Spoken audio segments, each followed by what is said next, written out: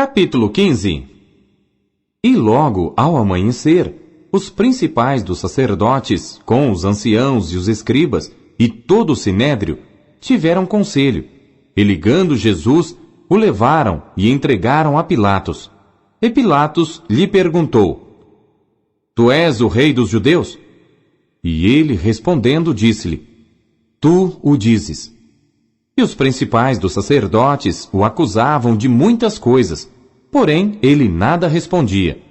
E Pilatos o interrogou outra vez, dizendo: Nada respondes? Vê quantas coisas testificam contra ti. Mas Jesus nada mais respondeu, de maneira que Pilatos se maravilhava. Ora, no dia da festa, costumava soltar-lhes um preso qualquer que eles pedissem. E havia um chamado Barrabás, que preso com outros amotinadores, tinha no motim cometido uma morte. E a multidão, dando gritos, começou a pedir que fizesse como sempre lhes tinha feito. E Pilatos lhes respondeu, dizendo: Quereis que vos solte o rei dos judeus? Porque ele bem sabia que por inveja os principais dos sacerdotes o tinham entregado. Mas os principais dos sacerdotes incitaram a multidão para que fosse solto antes Barrabás. E Pilatos, respondendo, lhes disse outra vez: Que quereis, pois, que faça daquele a quem chamais rei dos judeus? E eles tornaram a clamar: Crucifica-o! Mas Pilatos lhes disse: Mas que mal fez? E eles cada vez clamavam mais: Crucifica-o!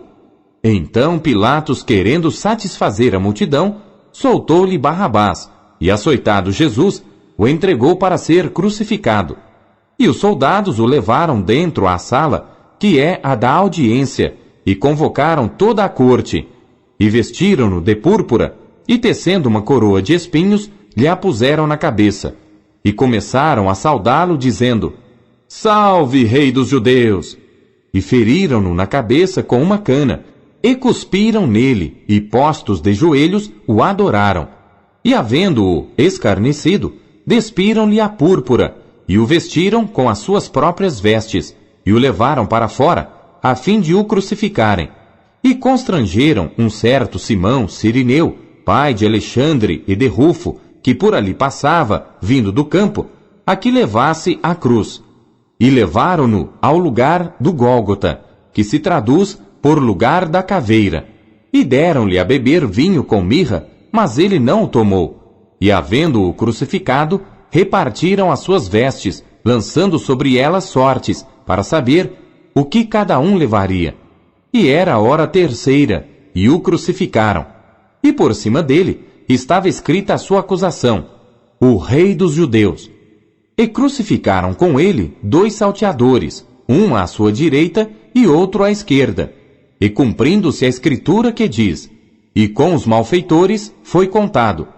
E os que passavam blasfemavam dele, meneando as suas cabeças e dizendo: Ah, tu que derrubas o templo, e em 3 dias o edificas, salva-te a ti mesmo, e desce da cruz.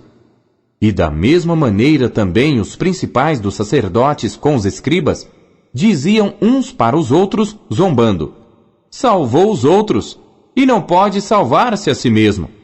O Cristo, o Rei de Israel, desça agora da cruz, para que o vejamos e acreditemos. Também os que com ele foram crucificados o injuriavam. E chegada a hora sexta, houve trevas sobre toda a terra até a hora nona.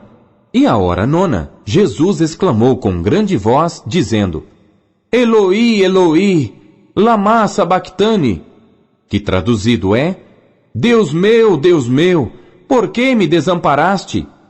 E alguns dos que ali estavam, ouvindo isto, diziam: Eis que chama por Elias. E um deles correu a embeber uma esponja em vinagre, e pondo-a numa cana, deu-lhe a beber, dizendo: Deixai, vejamos se virá Elias tirá-lo. E Jesus, dando um grande brado, expirou. E o véu do templo se rasgou em 2 de alto a baixo.